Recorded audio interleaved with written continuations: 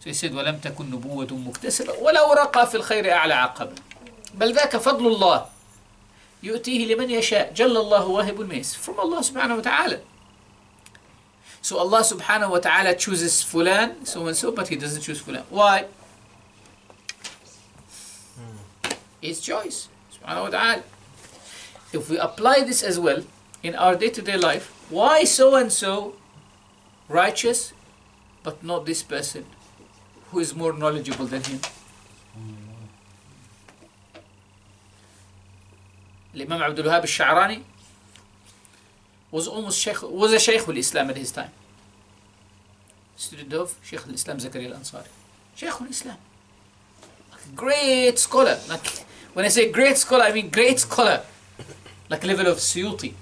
Imam Abdul Wahab al-Sha'rani rahmatullah alayhi. His teacher in Tasawwuf and spirituality was a man called Sidi al-Shaykh Ali al-Khawas. He couldn't read or write.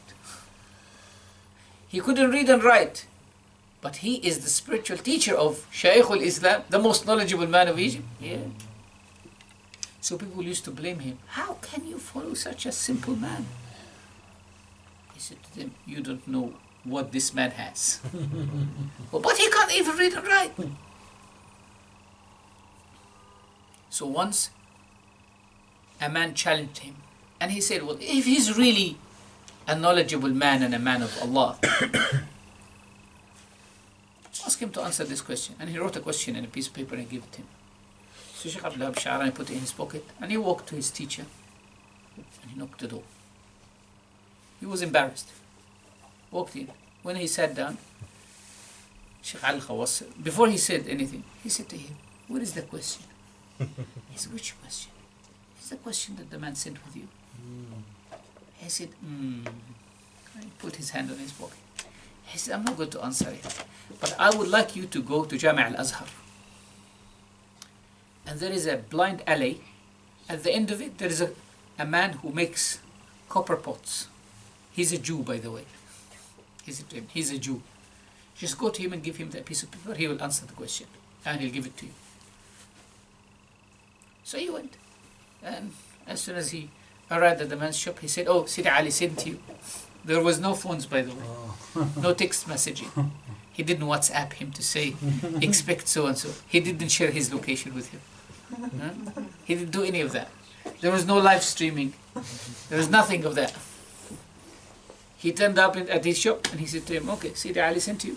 Give me that question. And he answered the question. He gave it to him. Took it back. That's it. Wallah. Khalas. Finished. Shaykh Abdul Wahab al-Sha'rani, rahimahullah, as I said, his teacher, one of his other teachers was Shaykh al-Islam Zakaria al-Ansari, rahmatullah alayhi. He lived 106 years. Shaykh al-Islam Zakaria. Shaykh Abdul Wahab al-Sha'rani, one night, he saw a dream. He saw that they were in a ship with Shaykh al-Islam Zakaria. They came to an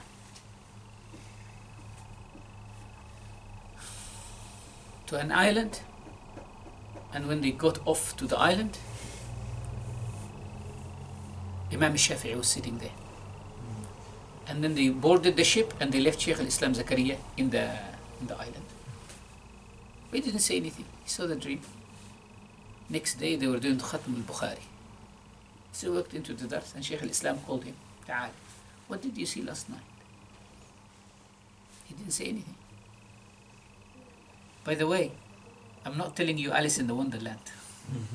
These are real stories of real human beings, of real things. You might not be able to comprehend them, but that's your problem, it's not my problem.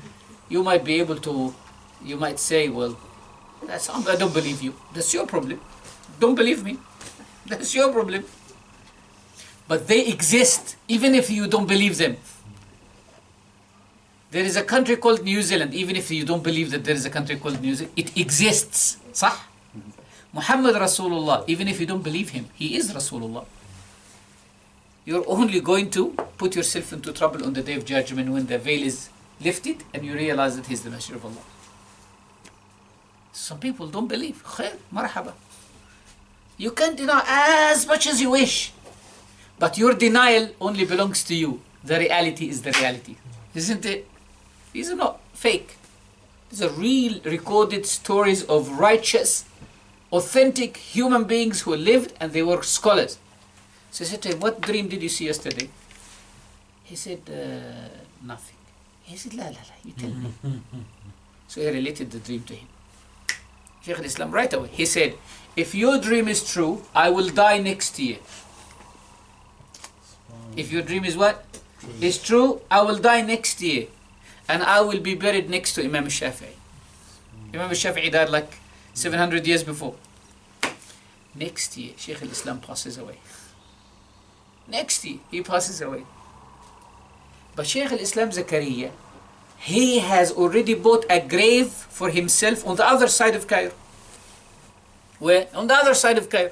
Imam al-Shafi'i is in Bab al-Nasr, Kharij Bab al-Nasr. And the grave of Shaykh al-Islam is on the other side of Cairo.